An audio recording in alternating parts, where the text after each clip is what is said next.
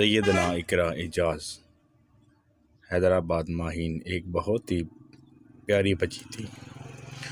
وہ اپنے والدین کی اکلوتی بیٹی تھی۔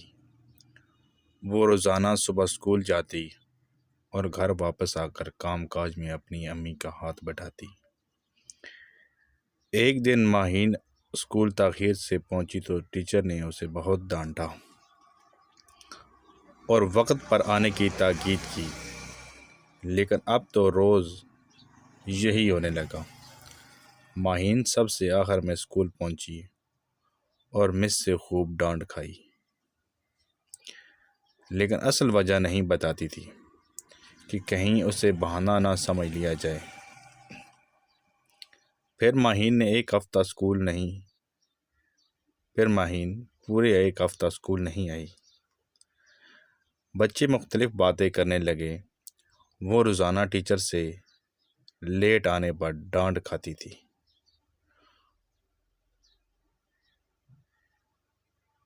ہو سکتا ہے اس نے اسکول ہی چھوڑ دیا ہو، لیکن آخر ایک ہفتے کی چھٹی کے بعد ماہین اسکول آ ہی گئی۔ آج وہ کلاس میں سب سے پہلے آئی تھی۔ ٹیچر کلاس میں داخل ہوئی تو سب بچوں نے اٹھ کر انہیں سلام کیا۔ مس نے سلام کا جواب دیا اور وہ ماہین کو دیکھ کر چونک اٹھی۔ انہوں نے ماہین کو اپنے پاس بلایا اور کہا، ویسے تو تم روزانہ اسکول دیر سے آتی تھی اور آج پورے ایک ہفتے کے بعد آئی ہو، دل بھر گیا ہے تمہارا چھٹیوں سے۔ مس غصے سے اسے ڈانٹنے جا رہی تھی اور ماہین آنکھوں سے آنسو بہہ رہے تھے۔ اس نے مس سے کہا، مس میں کچھ کہنا چاہتی ہوں۔ مس ہاں کہو۔ مس نے غصے سے کہا، مس میں دیر سے اس لیے آئی تھی کیونکہ میری امی کی طبیعت بہت خراب ہو گئی تھی۔ میرا کوئی بہن یا بھائی نہیں ہے۔ والد کسی فیکٹری میں کام کرتے ہیں۔ ناظرین، یہ میسج سب کے لیے ہے۔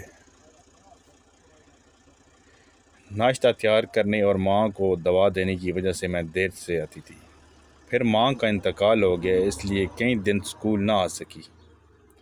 آئندہ ہمیشہ وقت پر آیا کروں گی، کیونکہ اب میں ماں کی خدمت نہیں کر سکوں گی۔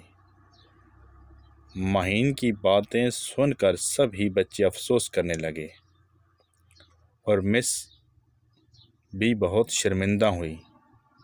ماہین یہ سب بتا کر زور زور سے رونے لگی۔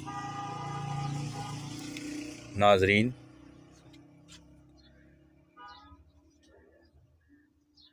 میں دیر سے اس لیے آتی تھی کیونکہ میری امی کی طبیعت خراب ہو گئی تھی۔